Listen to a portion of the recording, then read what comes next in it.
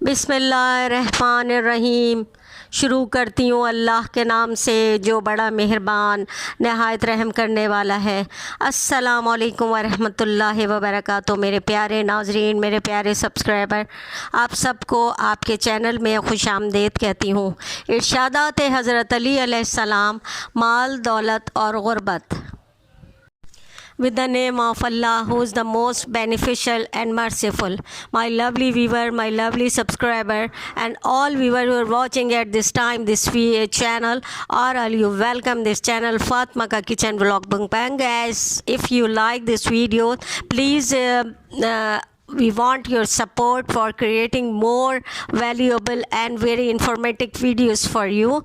Thanks a lot. Please share and subscribe this channel. Thanks a lot for watching this channel.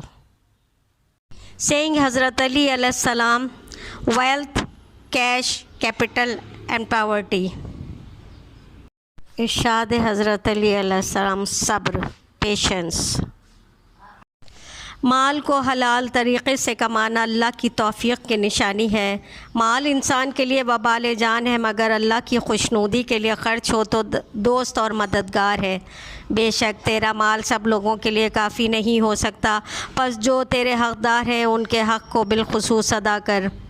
بے شک جس قدر مال تیرے قبضے میں ہے، تجھ سے پہلے کئی لوگ اس کے مالک ہو کر گزرے ہیں اور تیرے بعد بھی کئی لوگوں کے پاس آئے گا، پس تو نے ان کو دو شخصیتوں میں سے ایک کے لیے جمع کر رکھا ہے، یا ایسے شخص کے لیے جو تیرے مال کو اللہ کی اطاعت پہ صرف کرتا، یا ایسے شخص کے لیے جو تیرے جمع کیے ہوئے مال کو اللہ کے حکم کے خلاف خرچ کرتا ہے۔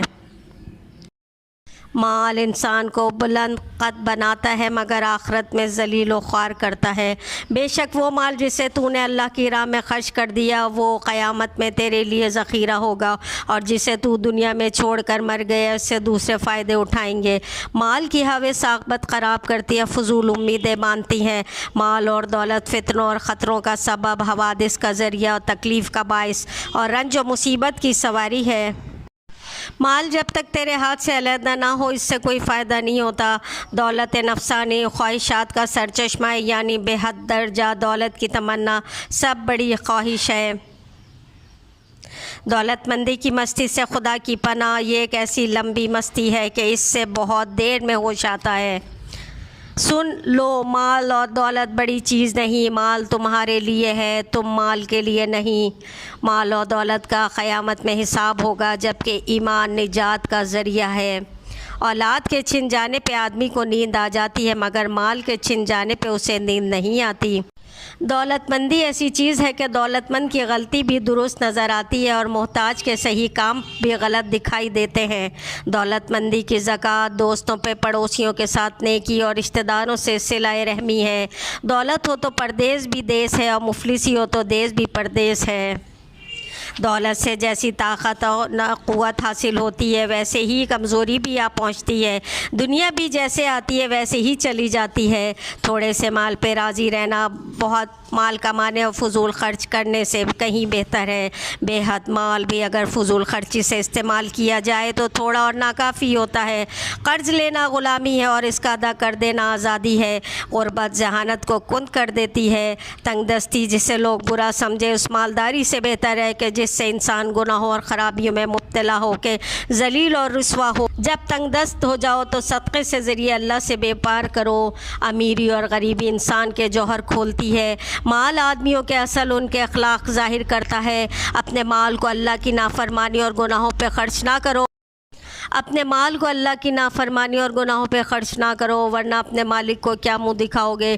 شریف جب مالدار ہو تو لوگوں کی حاجات پوری کرتا ہے، اور جب مفلس ہو تو اپنے اخراجات میں کمی کر لیتا ہے مگر کسی سے سوال نہیں کرتا۔ صبر، پیشنٹ، صبر و تحمل کے اختیار کرو۔ صبر کو ایمان سے وہی نسبت ہے جو سر کو بدن سے ہوتی ہے۔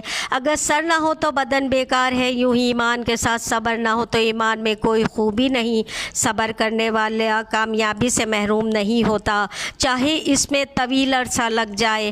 جسے صبر رہائی نہیں دلاتا اسے بیتابی ہلاک کر دیتی ہے۔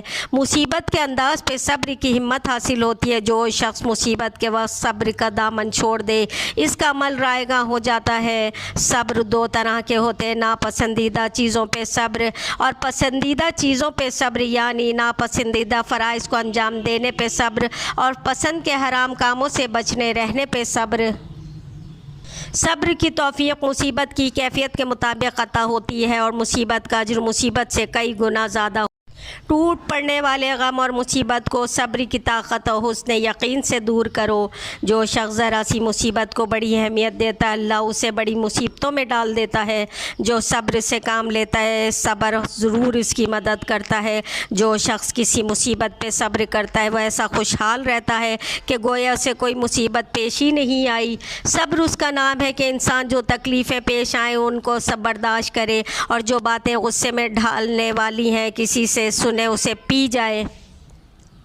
صبر کی چار شاخیں اشتیاق، خوف، دنیا سے بے اعتنائی اور انتظار۔ اسی لیے جو جنت کا مشتاق ہوگا وہ خواہشوں کو بھلا دے گا، اور جو دوزخ سے خوف کھائے گا وہ حرام کاموں سے بچا رہے گا، اور جو دنیا سے بے پرواہی اختیار کرے گا وہ مصیبتوں کا آسان سمجھے گا، اور جسے موت کا انتظار ہوگا وہ نیک کاموں میں جلدی کرے گا۔ جو صبر کرے تو آزاد لوگوں کا صبر کرے، ورنہ نا تجربہ کار جاہل کی طرح عیش کرے۔ آزاد لوگوں کا صبر یہ ہے کہ وہ صرف اللہ کے حکم کی اطاعت اور محبت کی وجہ سے تمام تکلیفیں برداشت کریں۔ صبر مصیبتوں کو دور کرنے والی نعمت اور عقل ایک فائدہ پہنچانے والی چیز ہے۔ فقیری پر صبر کرنا، عزت سے رہنا اس دولت مندی سے بہتر ہے جس میں انسان ذلیل و خوار ہو۔ صبر مصیبتوں کے مقابلے کے لیے عمدہ امن و شکر، نعمتوں کے زینت اور معاف کرنا بزرگی کا سبب ہے۔ صبر و تحمل دونوں کا ہمیشہ ہمیشہ کا ساتھ ہے، یہ دونوں بلند ہمتی کا نتیجہ ہیں۔ مصیبتوں پہ صبر کرنا دشمنوں کی خوشی کو کم کر دے گا، اور غم و بے قراری سے ضائع شدہ چیز واپس نہیں آتی۔ جب تجھے کوئی نعمت ملے تو شکر بجا لا، اور جب مصیبت میں مبتلا ہو تو صبر کر۔ بلا شبہ آخرت میں صبر و رضا، اللہ کی مرضی پہ راضی ہونا، خوف اور رجا، خدا ہی سے امید سے بڑھ کر کوئی عمل تیرے حق میں اللہ کی بارگاہ میں فائدہ مند نہ ہوگا۔ مصیبتوں کی ذاتی پر پرواہ نہ کر ورنہ کبھی خوش نہیں رہ سکتے۔ ارشادات حضرت علی علیہ السلام: دوسروں کے پاس وسائل دے کر اس کی خواہش نہ رکھو، بہترین دولت مندی یہ ہے کہ آرزو کو ترک کر دو۔ ارشاد حضرت علی علیہ السلام: جو شخص صبر کرتا ہے وہ آخرکار اپنے مقصد کو پا لیتا ہے۔